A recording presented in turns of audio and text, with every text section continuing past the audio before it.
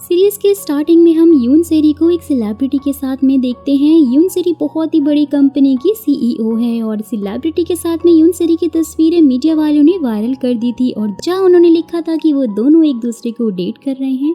वहाँ सेरी का मैनेजर इन फोटोज को ब्लर करने में लगा हुआ था तो सेरी उसे रोकते हुए कहती है कि ये सब कुछ उसने जानबूझ के किया है ताकि उसकी प्रोडक्ट की मार्केटिंग हो सके। यहाँ तो आप समझ ही गए होंगे कि सेरी कितनी ज्यादा मनी माइंडेड लड़की है।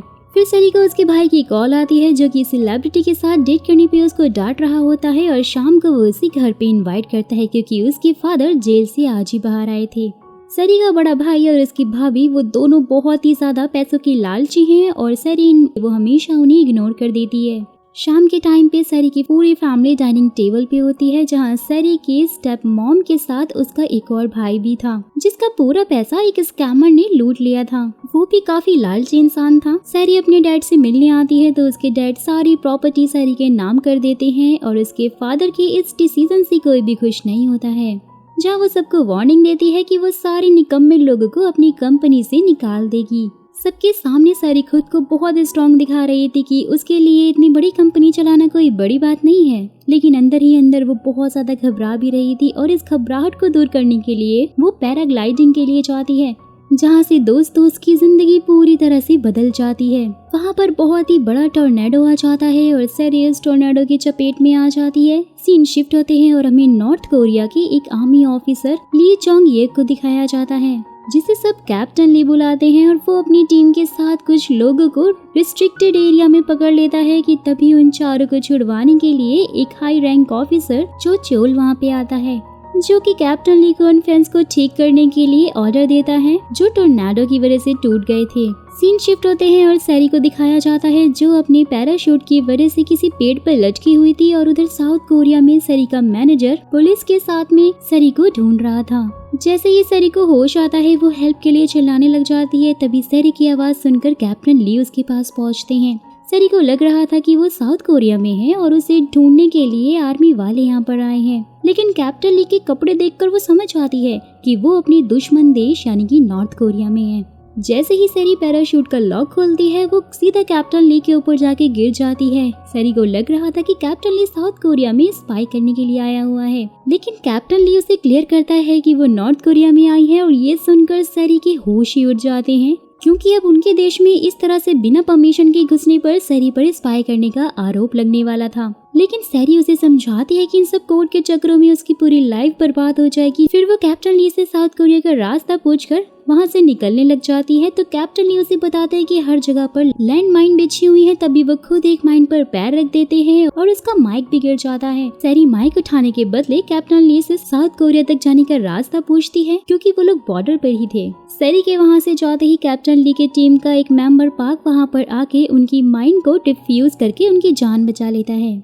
फिर पाक अपनी टीम के बाकी मेंबर्स को सेरी को पकड़ने के लिए कहता है, लेकिन चीसो नाम का एक बंदा सो रहा था तो उसे मिसअंडरस्टैंडिंग हो जाती है और उसे लगता है कि उसे सेरी को मारना है। जैसे ही चीसो को सेरी दिखती है वो सेरी को प्रमोशन के चक्कर में गोली मारने ही वाला था, लेकिन सेरी उसके गन रेंज से बाहर थी। सेरी उनसे बचने के लिए एक माइंस फील्ड के अंदर घुस जाती है, लेकिन चीसो और उसके साथी माइंड फील्ड के बाहर ही रुक जाते हैं। सेरी वहाँ से भाग जाती है और सब उसे वापस बुलाने लगते हैं क्योंकि अब वो उनके नॉर्थ कोरिया के अंदर घुस रही थी। दोस्तों यहाँ पर ऐसा इसलिए हुआ था क्योंकि सेरी ने बहुत ही ज्यादा ओवर स्मार्टनेस दिखाते हुए कैप्टन ली के बताए हुए रास्ते को फॉलो नहीं किया था। वहीं उनकी टीम का दूसरा मेंबर जूमो जो कि सिक्योरिटी कैमरा डिपार्टमेंट में था, वो लोग उसे सेरी को पकड़ने के लिए कहते हैं, लेकिन वो तो कोरियन ड्रामा देखने में ही बिजी था और इसलिए वो उसे नहीं पकड़ता है।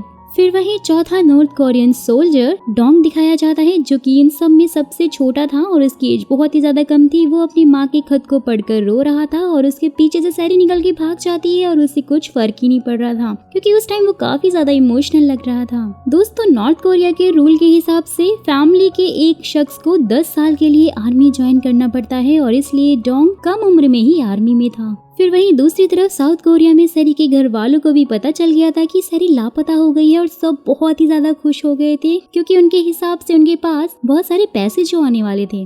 फिर उसके दोनों भाई पुलिस में मिलकर कंफर्म करते हैं कि सेरी सच में गायब है या फिर नहीं। वही हम सेरी की स्टेप मॉम को देखते हैं जो कि सेरी के जाने के बाद काफी परेशान हो रही थी, लेकिन वही थी जिन्होंने सेरी को प्रॉपर्टी लेने से मना किया था।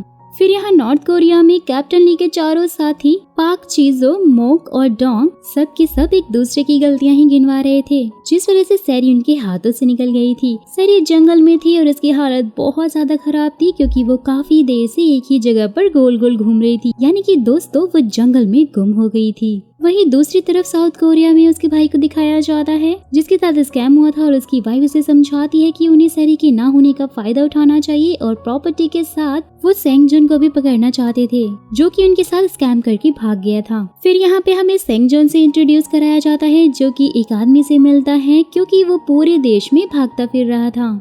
नॉर्थ कोरिया में हम चोल को उन स्मगलर के साथ में देखते हैं जहां हमें ये पता चलता है गाइस कि चोल ही उन स्मगलर का लीडर है जिसके कहने पर वो सब साउथ कोरिया का सामान स्मगल करते हैं। चोल को उनकी जरूरत नहीं थी और वो सब चोल के अंगेज भी जा सकते थे और इसलिए उसने उन सब की गाड़ी का एक्सीडेंट करवा दिया था, यानी कि उसने सबको मरवा दिया था। जहां इस एक्सीडेंट को होते हुए पास की गांव की औरत ने देख लिया था तो चोल ने उस औरत को भी मरवा दिया था।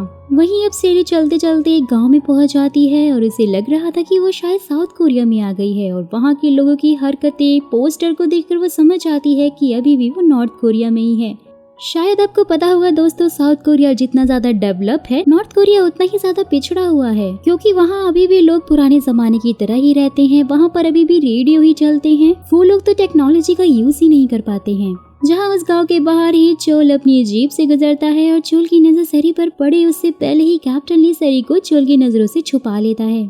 फिर हमें फ्लैशबैक दिखाया जाता है सैरी का जिसमें वो बहुत ही समझदार सीईओ थी जिसने अपनी कंपनी को अपने आइडियाज से बनाया था। वहीं हम सैरी को देखते हैं जो कि कैप्टन ली के बताए रास्ते पर नहीं गई थी क्योंकि वो उस पर भरोसा ही नहीं करती थी और इसलिए वो अभी भी यहीं नॉर्थ कोरिया में फंसी हुई थी। सैरी को कैप्टन ली अपने घर ले आते हैं और नेक्स्ट मॉर्निंग वो उसे खाना भी देते हैं, लेकिन सैरी को स्टिल उस पर भरोसा नहीं था। जहाँ वो क्लियर करते हैं कि उसमें जहर नहीं है। सैरी अपने बारे में कैप्टन ली को बताती है कि वो बहुत ही बड़े खानदान से है कि तभी घर के बाहर चीजो आकर कैप्टन ली को उस गांव वाली औरत के बारे में बताने लग जाता है जिसे कल रात चोल ने मरवा दिया था, जहाँ उसे लग रहा था कि वो औरत सैरी थी। लेकिन तभी सैरी घर से बाहर आती है जिसे देखकर चोल काफी ज्यादा शॉक भी हो जाता है और साथ ही कैप्टन ली के तीनों साथी भी वहाँ पर पहुँच जाते हैं जिन्हें सैरी धमकी देती है कि अगर उन्होंने गवर्नमेंट को उसके बारे में बताया तो वो सबको बता देगी कि वो सब भी अपनी ड्यूटी ठीक से नहीं कर रहे थे। वो उन सबको खुद को फेंस से बाहर भेजने के लिए कहती है, लेकिन कैप्टन ली उन्हें बताते हैं कि जो फेंस टोर्नाडो से टूटी थी वो वापस से जुड़ गई है और अब वो फेंस के पास ड्यूटी भी नहीं करता है।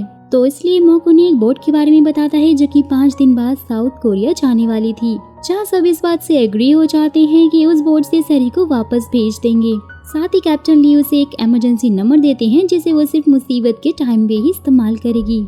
लेकिन सैरी तो सैरी है, वो छोटी छोटी चीजों के लिए कॉल करके कैप्टन ली को परेशान करने लग जाती है और कैप्टन ली को पता चलता है कि जिस ट्रक ने टक्कर मारकर उन स्मगलर्स को मारा है वही ट्रक उन्हें बहुत सारे एक्सीडेंट में कॉमन मिली है। जहां कैप्टन ली समझ जाते हैं कि ये एक्सीडेंट नहीं बल्कि मर्डर है, जिसकी इन्वेस्टिगेशन की परमिशन लेने के लिए वो सीनियर क्लोनल के पास में जाते हैं और उससे इन्वेस्टिगेशन की परमिशन मांगते हैं, जहां उसे इन्वेस्टिगेशन की परमिशन मिल भी जाती है। वही हमें पता चलता है कि सीनियर ऑफिसर क्लोनल वो भी चोल से मिले हुए हैं, लेकिन उन दोनों को कैप्टन ली के फैमिली के बारे में कुछ पता ही नहीं था। दोस्तों तुम्हें सेंगजुन स्कैमर तो याद ही होगा और उसकी मदद भी चोल ही कर रहा था। रात में लाइट जाते ही सैरी बहुत ज्यादा घबरा जाती है, लेकिन अचानक से कैप्टन ली घर में आ जाते हैं, जहाँ सैरी उन पर हमला करने ही वाली थी, लेकिन कैप्टन ली उसे रोक कर शांत करवा देते हैं। वहीं दूसरी तरफ गांव की औरतें रात में किटी पार्टी कर रही थी, जहां सभी औरतें अपनी हस्बैंड की पैरवी लगाने के लिए कॉर्नेल की वाइफ की चापलूसी कर रही थी। नेक्स्ट मॉर्निंग कैप्टन ली सैरी से गुड बाय बोलते हैं क्योंकि वो दूसरे शहर में इन्वेस्टिगेशन के लिए जा रहे थे। साथ ही वो कहते हैं कि उनके साथी सैरी को साउथ कोरिया की बोट पकड़ा देंगे। जैसे ही कैप्टन ली दूसरे शहर में पहुंचते हैं तो उसे एक ऑफिसर चोल के कहने पर गिरफ्तार करके कैप्टन ली पर ही उन स्मगलर को मरवाने का इल्जाम लगवा दिया जाता है, जहां जनरल ऑफिसर आकर उसे मारता है और कैप्टन ली को अपने साथ में ले जाता है, जहां उसे पता चलता है कि कैप्टन ली कोई और नहीं बल्कि डायरेक्टर का बेटा है। जहां चोल भी बहुत शॉक्ड हो जाता है क्योंकि वो कैप्टन ली के भाई मोयुक को जानता था, और अगर बात करें मोयुक की तो उसकी मौत एक एक्सीडेंट में हो गई थी, लेकिन कैप्टन ली को भरोसा था कि उसके भाई का मर्डर हुआ है क्योंकि वहाँ के सीसीटीवी कैमरास ऑफ थे। ये सारी बातें वो जनरल से डिस्कस कर रहे थे। वहीं दूसरी तरफ चोल कैप्टन ली के घर को और पूरे गांव को रीचेक करने के लिए जाता है क्योंकि उन्हें टिप मिली थी कि कुछ कैदी घर में छुपे हुए हैं। फिर जैसे ही ये सारी इन्फॉर्मेशन कैप्टन ली को पता चलती है, वो फटाफट से जनरल की कार की चाबी मांगते हैं क्योंकि उनकी कार को देखकर उन्हें रास्ते में कोई भी नहीं रोक सकता। जैसे ही गांव के हेड बोलसोई और चोल वहां कैप्टन ली के घर में जाते हैं तो उन्हें वहां की लाइट्स ऑफ मिलती है और सैरी पकड़ी जाती है। चोल सैरी से कुछ पूछते उससे पहले ही कैप्टन ली जनरल की कार में वहां पहुंच जाता है, जिसे देखकर सब काफी ज्यादा हैरान हो जाते हैं। जहां कैप्टन ली सबको बता देते हैं कि सैरी उनकी फियांसे है, जिसे सुनकर सब और भी ज्यादा हैरान हो जाते हैं। चोल के साथ गाँव के सभी लोगों को कैप्टन ली जब अपनी और सैरी की एंगेजमेंट की बात बता देता है, फिर भी चोल सैरी की आईडी देखना चाहता था। जहां कैप्टन ली एक और झूठ बोलता है कि सैरी डिवीजन 11 में काम करती है। दोस्तों, मैं यहाँ पे आपको ये बता दूं कि नॉर्थ कोरिया में जो भी इस डिवीजन 11 का हिस्सा होते हैं वो लोग अपनी रियल आइडेंटिटी को सीक्रेट ही रखते हैं, क्योंकि ये एक सीक्रेट ऑर्गेनाइजेशन होती है। और इस झूठ से कैप्टन ली सैरी को बचा भी लेता है। गांव की औरतें सैरी को कुछ खास पसंद नहीं करती हैं। वहीं सैरी के साथ हमें ये पता चलता है कि कैप्टन ली अपनी बीती लाइफ में बहुत अच्छा पियानो बजाता था, साथ ही उसके भाई की मौत के बाद सब कुछ चेंज हो गया है। वहीं फिर एक धमाकेदार एंट्री होती है सीरीज के चौथे मेन कैरेक्टर की, जो कि जनरल की भांजी है। और हम जनरल को एयरपोर्ट पे उसकी भांजी डैन के साथ में देखते हैं, जो कि 10 साल पहले कैप्टन ली के फियांसे थी। जनरल की कार कैप्टन ली के पास थी और डैन वो कार लेने का फैसला करती क्योंकि वो कैप्टन ली से भी मिलना चाहती थी। वहीं हम स्कैमर सेंग जॉन को देखते हैं, जो कि इस सीरीज का तीसरा मेन कैरेक्टर है। वो नॉर्थ कोरिया आ गया था। चोल अपने एक साथी मैन होक से उसे कैप्टन ली पर नजर रखने के लिए बोलता है, जहां हमें पता चलता है कि मैन होक ने ही चोल के कहने पर अपने सीक्रेट ड्रग से मू योंग का मर्डर करवाया था। मू योंग यानी कि कैप्टन ली के भाई का मर्डर करवाया था। बेचारा मैन होक ये सब कुछ करना तो नहीं चाहता था, लेकिन चोल उसे उसकी वाइफ और उसके बच्चे की धमकी दिया करता था। यहाँ कैप्टन ली और सैरी के बीच में प्यार के कुछ अच्छे पल भी बीत रहे थे, जहां कैप्टन ली सैरी के बाल बांध के सबके सामने सैरी के साथ फ्लर्ट करके काम पे जाता है। वहीं फिर ऑफिस में मॉक कैप्टन ली को बताता है कि कोरियन ड्रामा में ऐसा होता है कि जब हीरो हीरोइन को बचाता है तो दोनों एक दूसरे के काफी पास आ जाते हैं और उनमें प्यार भी हो जाता है। फिर सब लोग कैप्टन ली को भी घूरने लग जाते हैं, जहाँ कैप्टन ली मॉक को डांट कर उसे कोरियन ड्रामा देखने के लिए मना कर देते हैं। दोस्तों, ये क्यूट सी नोकझोंक काफी ज्यादा इंटरेस्टिंग थी। वहीं दूसरी तरफ मैन होक ने कैप्टन ली पर नजर रखने के लिए माइक्रोफोन उनके घर में लगा दिए थे, जिससे कि वो उनकी सारी बातों को सुन सकता था। जब वो सैरी और मॉक को एक और कोरियन ड्रामा से बात करते हुए सुनता है तो उसे लग रहा था कि वो सब कोड वर्ड में बात कर रहे हैं। वहीं एक सोल्जर से बात करके कैप्टन ली को कंफर्म हो जाता है कि उस ट्रक ने एक्सीडेंट जानबूझकर किया था। शाम के टाइम एक गरीब बच्चे की हेल्प करने के बाद सैरी सभी को गुड बाय गिफ्ट देती है, क्योंकि रात के टाइम पर ही वो बोट पकड़कर वहाँ से जाने वाली थी। लेकिन बेचारे कैप्टन ली गिफ्ट ना मिलने की वजह से उदास हो जाते हैं, जहाँ एंड में सैरी उन्हें टमाटर का पौधा गिफ्ट करके उसे समझाती है कि उसे इस पौधे से दिन में 2 अच्छी बातें करनी होंगी, नहीं तो वो पौधा मुरझा जाएगा। How sweet.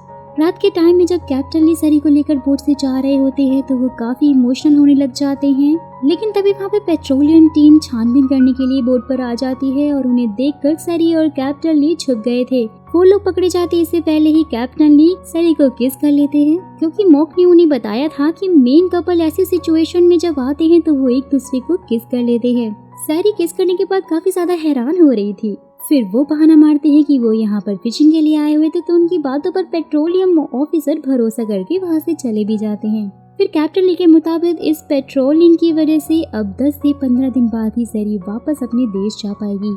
ये सब कुछ सुनकर सैरी कैप्टन ली के घर पे नोट छोड़कर भाग जाती है और ली सैरी को ढूंढते हुए एक पहाड़ पर आता है, जहाँ से सैरी एक पैराशूट लगाकर साउथ कोरिया में जाना चाहती थी, क्योंकि उसने अपने माइक से साउथ कोरिया से कांटेक्ट करने की कोशिश की थी और उस सिग्नल को नॉर्थ कोरिया की आर्मी ने भी सुन लिया था और वो उसे पकड़ने के लिए वहाँ पे आ ही रहे थे। लेकिन कैप्टन ली सैरी को समझाता है कि वो इस तरह से अपने देश में घुसने की कोशिश करेगी तो उसके देश की आर्मी उसे मार देगी, और दोनों नीचे से आ रहे आर्मी वालों से बचने के लिए पैराशूट खोलकर एक साथ उस पहाड़ से गायब हो जाते हैं।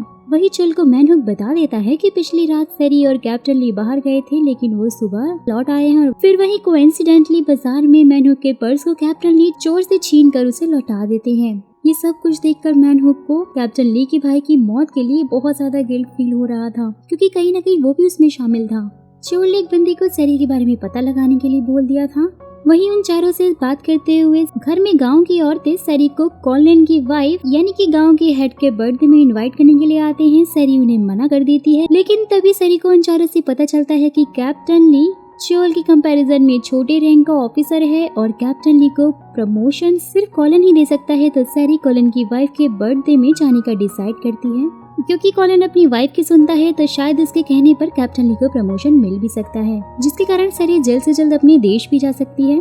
सैरी से मिलकर कॉलिन की वाइफ बहुत ज्यादा इम्प्रेस हो जाती है और कैप्टन ली के प्रमोशन की बात के लिए मान भी जाती है। वहीं कैप्टन ली को भी सैरी के कारनामे के बारे में पता चल गया था, जिससे वो खुश होता है। वहीं उसे रिपेयर गैराज से उसी एक्सीडेंट करने वाले ट्रक के आर्मर का एक टुकड़ा मिल जाता है। रात में कैप्टन ली सैरी को कॉर्नेल के घर से अपनी साइकिल पर पिक करता है। फिर सब बॉन्डफायर जलाकर एंजॉय करने लग जाते हैं। वहीं साउथ कोरिया में सैरी के डैड उसके छोटे भाई को कंपनी सौंप देते हैं जिसके साथ स्कैम हुआ था। जहाँ दोनों भाई आपस में ही लड़ने लग जाते हैं तो उनकी मॉम उन्हें लड़ने से रोककर सैरी अभी जिंदा होगी ऐसा बोलती है। जान के दोनों बेटे उन पर ही भड़क जाते हैं क्योंकि उनके हिसाब से सैरी से सबसे ज्यादा नफरत वही करती थी, क्योंकि उन्होंने सैरी को उनके बचपन में ही एक बीच पर रात भर के लिए अकेले छोड़ दिया था। लेकिन स्टिल उसका गिल्ट उन्हें बहुत ज्यादा है अभी और इसलिए वो सैरी को वापस चाहती थी। साथ ही वो एक और फैसला करते हैं कि जब तक सैरी की डेड बॉडी नहीं मिल जाती है तब तक कंपनी किसी के नाम नहीं की जाएगी। वहीं नॉर्थ कोरिया में जब कैप्टन ली सैरी को कॉफी पिलाता है तो सैरी उसे फिंगर हार्ट दिखाती है। दोस्तों यहाँ इस फिंगर हार्ट का मतलब उसे कोरियन ड्रामा एक्सपर्ट मॉग समझाता है, जब वो कहता है कि इसका मतलब है कि सैरी उसे बहुत पसंद करती है। कैप्टन ली ने सैरी को किस किया था तो इसलिए उसे मॉग की बातों पे भरोसा भी हो जाता है और कैप्टन ली यहाँ बहुत ही ज्यादा क्यूट लग रहा था। वहीं दूसरी तरफ डैन भी कैप्टन ली से मिलने के लिए उसके गाँव के लिए निकल पड़ती है।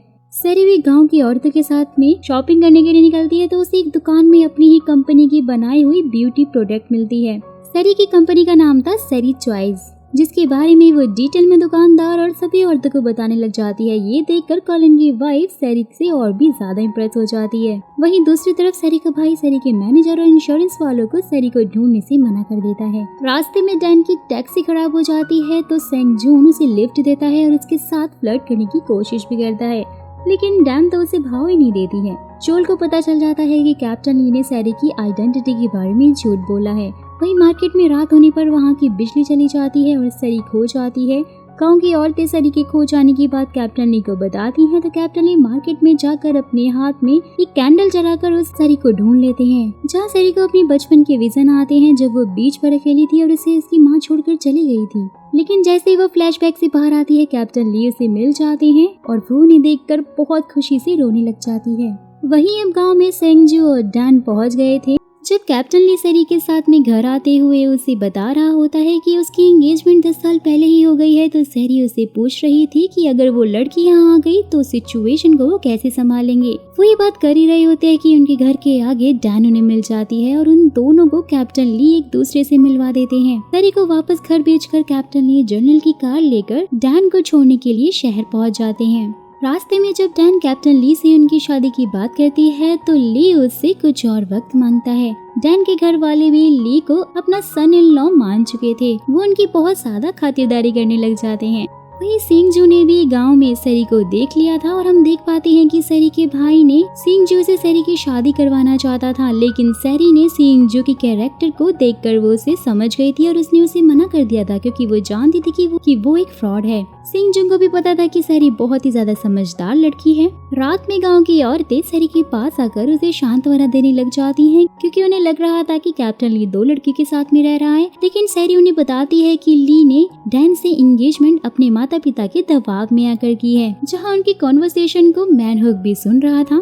शहर में डैन की फैमिली से मिलने के बाद कैप्टन ली अपने घर जाकर पेरेंट्स से मिलता है, जहां वो लोग उसे डैन से जल्दी शादी करने के लिए बोलते हैं। सुबह तक सैरी कैप्टन ली का इंतजार करके डिनर टेबल के पास ही बैठी हुई थी क्योंकि उसे लग रहा था कि कैप्टन ली रात में लौट आएगा। सुबह जैसे ही वो घर आता है सैरी उसे डांटने के बाद नाराज हो जाती है और ली उसे बताता है कि हमारी एक स्पॉट टीम यूरोप जाने वाली है, सो तुम उनके साथ इलीगली तरीके से जा सकती हो। और इस बात से सैरी भी बहुत खुश हो जाती है, लेकिन उन्हें फेक पासपोर्ट बनवाने के लिए शहर जाना पड़ेगा, जहाँ उनकी इन सारी बातों को मैनुक सुन लेता है। शहर जाने के लिए सैरी शॉपिंग करती है और पैसे खत्म हो जाने पर सैरी को अपनी लिमिटेड एडिशन की घड़ी को कम दाम पर बेचना पड़ता है। वहीं उसे एक और लिमिटेड एडिशन की वॉच दिख जाती है, जिसके बारे में उसे दुकानदार से पता चलता है कि कुछ सालों पहले इस घड़ी को एक आदमी ने उसे फ्री में ही दे दिया था। सो इस घड़ी का क्या राज है और क्या इसका आगे स्टोरी में यूज होने वाला है, ये आपको बस थोड़ी ही देर में पता चल जाएगा दोस्तों। मैनहुक ने चोल को सरी की यूरोप जाने वाली बात बता दी थी, जिसका शक चोल को शुरुआत से ही था। वही हमें उसकी बातों से पता चलता है कि शॉप वाली घड़ी कैप्टन ली के भाई यानी कि मू योंग की है, जिसे मैनहुक ने ही उस दुकानदार को दिया था।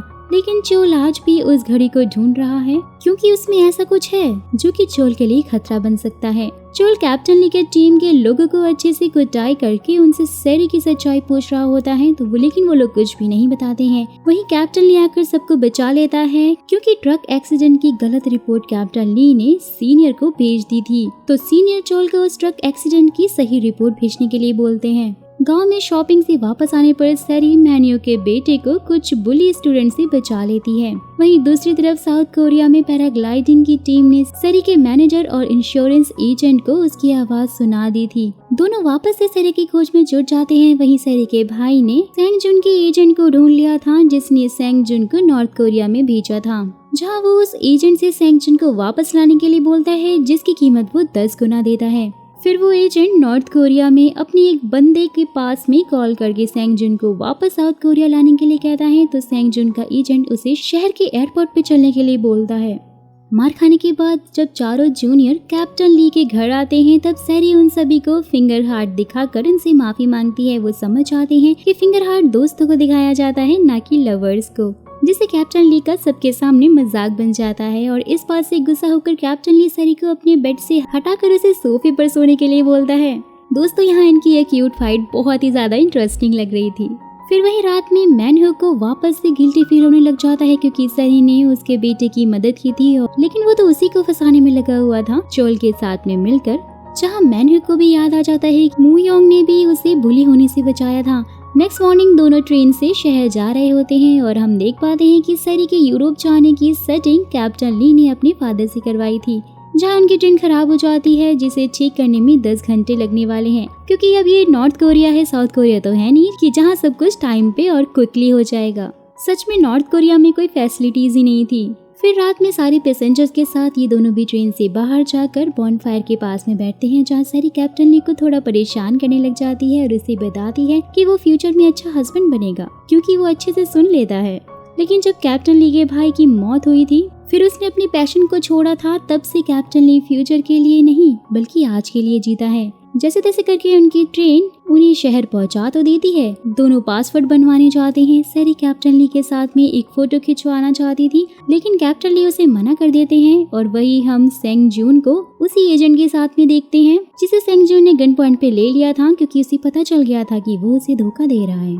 फिर वो एजेंट का फोन लेकर वहाँ से भाग जाता है। और जब सेंग जून सैरी के भाई से बात कर रहा होता है, उसे पैसे लौटाने से वो मना कर रहा था, लेकिन तभी उसके सामने अचानक से सैरी आ जाती है। सैरी के भाई के अनुसार सैरी मर चुकी थी, लेकिन सेंग जून सैरी का हाथ पकड़कर एक लिफ्ट में ले जाता है ताकि वो खुद बच सके। कि तभी वहाँ पर कैप्टन ली सैरी की एक एक्स्ट्रा फोटो लेकर पहुँच जाता है। साथ ही वो सेंग जुन को मारने लगता है, तो सैरी कैप्टन ली को रोककर उसे अपना बॉडीगार्ड बताकर सेंग जुन को वहाँ से जाने के लिए बोलती है। दोनों के बीच में से प्यार भरी नोकझोंक हो रही होती है, जिसे देखकर हम ऑडियंस तो बहुत ही ज्यादा खुश हो जाती हैं, क्योंकि सैरी ने कैप्टन ली को बॉडीगार्ड बोला था और वही सेंग जुन को उसके एजेंट ने वापस से पकड़ लिया था। सैरी ने भी कैप्टन ली को सेंग जून के बारे में बता दिया था कि उसके भाई ने पैसों के लिए उसकी शादी उसे तय की थी, लेकिन सैरी ने वो शादी तोड़ दी थी। सैरी सेंग जून से मदद मांगने की सोचती है, क्योंकि वो दोनों किस्मत की वजह से शायद दोबारा यहाँ पे मिले हैं। और ये सुनकर कैप्टन ली भड़क जाते हैं और बोलते हैं कि किस्मत की वजह से वो दोनों नहीं बल्कि हम दोनों मिले हैं।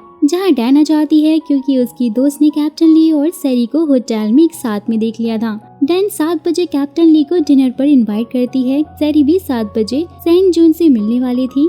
फिर वहीं ऊपर छत पे सेंग जून सैरी के भाई से बात करके उसके बारे में उसे बताता है और अपनी जान के बदले उसे डील करने लग जाता है। सैरी का भाई भी एक डील करता है और वो उसे नॉर्थ कोरिया में ही रोकने के लिए कहता है, ताकि सारी प्रॉपर्टी उसके नाम हो सके। फिर सेंग जून और डैन छत पर एक दूसरे से मिलते हैं और उनके बीच में हम एक बॉन्डिंग बनते हुए देख पाते हैं। 7 बजे सैरी सेंग जून के पास चली आती है और कैप्टन ली डैन के साथ में डिनर पर चला जाता है, जहां डैन के पेरेंट्स शादी में देरी करने के लिए नाराज थे। और वहीं दूसरी तरफ सैरी सेंग जून से उसे साउथ कोरिया वापस ले जाने की बात करती है। ये सारी बातें सैरी का भाई सेंग जून के फोन पर सुन रहा था। डिनर के टाइम पे डैन और कैप्टन ली की शादी की डेट फिक्स हो जाती है, पर कैप्टन का ध्यान अभी भी सैरी की ओर ही था क्योंकि वो सैरी से प्यार करता था, ना कि डैन से। सेंगजू को कैप्टन ली का नंबर देकर सैरी कैप्टन ली के साथ में डिनर पर आ जाती है। जब वो दोनों बाहर गिर रही पहली बर्फ के बारे में बात करते हैं कि अगर कोई प्यार करने वाला इसे साथ में देखता है तो हमेशा वो लोग साथ में ही रहते हैं। वहीं सैरी कैप्टन ली के कंधे पर सिर रखकर सो भी जाती है। फिर सेंगजुन चोल के पास आता है और सैरी की तस्वीरों से दिखाकर बताता है कि सैरी को यही नॉर्थ कोरिया में रोक कर रखना है क्योंकि वो साउथ कोरिया की बहुत बड़ी फैमिली से है। चोल प्लान बनाता है कि वो लोग थर्सडे को कैप्टन ली को मार देंगे और सैरी को हमेशा के लिए यही नॉर्थ कोरिया में ही रख लेंगे। वहीं दूसरी तरफ सैरी भी गांव की औरतों को बता देती है कि वो वापस साउथ कोरिया काम करने के लिए जा रही है क्योंकि कैप्टन ली की फैमिली ने डैन को चुन लिया है। फिर वो उन चारों जूनियर आर्मी मैन के साथ में पिकनिक पर जाकर एक अच्छा मेमोरेबल डे गुजारती है। कैप्टन ली एक प्लान बनाते हैं और वो सैरी को मॉक के साथ में एयरपोर्ट जाने के लिए बोलते हैं। दोनों एक दूसरे को गुड बाय बोलते हैं। मैनहॉग ने भी चोल को उनके निकलने की खबर दे दी थी, जहां हम देख पाते हैं कि चोल का मॉन्स्टर ट्रक जिसे वो सबकी जान लेता है वो सैरी के पीछे पड़ी हुई थी। तभी कैप्टन ली की धमाकेदार एंट्री होती है। बाइक पर गोलियां चलाते हुए वो आते हैं और जैसे तैसे करके वो सैरी को बचा लेते हैं, लेकिन ट्रक का ड्राइवर निकलकर सैरी पर गोली चला देता है। कैप्टन ली बीच में आकर वो गोली अपने ऊपर ले लेते हैं, जहां हम समझ पाते हैं कि कैप्टन ली सैरी से कितना ज्यादा प्यार करते हैं। सो गाइस, यहीं पर ये दोनों एपिसोड भी खत्म हो जाते हैं। तो क्या सैरी कैप्टन ली को छोड़कर अपने देश चली जाएगी? क्या कैप्टन ली मर जाएंगे? इन सब बातों का जवाब मैं आपको नेक्स्ट वीडियो में दूंगी, लेकिन उसके लिए मुझे इस वीडियो पे एटलीस्ट 100 लाइक्स चाहिए। सो आई होप कि आप इसे कंप्लीट जरूर करवा देंगे और साथ ही कमेंट बॉक्स में कमेंट करके बताइएगा कि अब तक आपको ये सीरीज कैसी लग रही है।